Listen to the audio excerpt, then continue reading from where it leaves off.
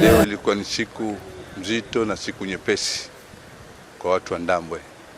Leo tumetoka delegation kutokea pale town treasurer mpaka hapa Uronikazi kwenda kumuona RC. Tumekaa naye kwa muda wa masaa mawili kumuelimisha kuhusu namna gani Lamu County inavyoendeshwa, na yeye akatufahamisha yeye iko ngangari, yuko tayari namna yote kusimama na sisi kuhakikisha kwa Lamu iko sawa sawa. Kwa hakika sisi tumekuja kuhusu masuala ya uteuzi wa chief wa Ndambwe ambaye si mwenyeji, si mkazi, si chochote katika hapo. Yeye ametaguliwa kwa assistant chief.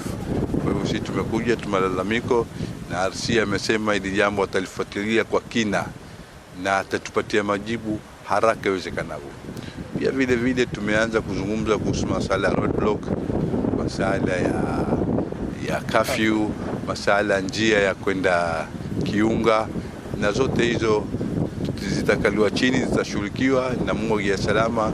Baada ya Ramadhani tutakuja kumuona sisi kama wazee wa Kibajuni, tuhakikishe kuwa mambo yote yako sawa kwa Mbajuni, naye Mbajuni apate haki yake kama kabla nyingine inshallah. Shukran na billahi tawfik.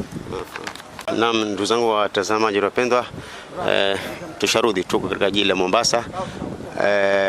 Kwa wale ambao sikuweza kuwatembelea wakati nilipokuwa kwenye safari ya Lamu, basi mtanisamehe kwa sababu hata ile miradi ambayo ilikuwa niende nikaifungue pia sikuweza kuikamilisha. Katika jiji la Malindi tuko na visima viwili ambavyo vimekamilika, ilikuwa niende nikaziangazie wenyewe vione, wale wafadhili pia sikuweza.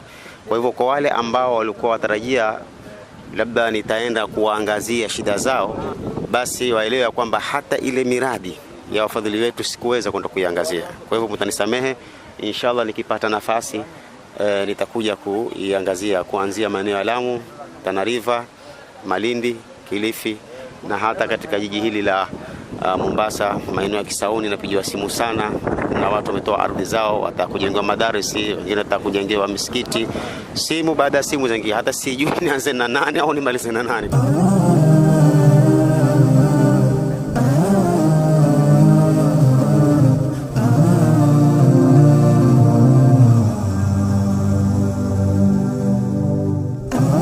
To get more videos of Abu Shuraim, don't forget to subscribe, like and share.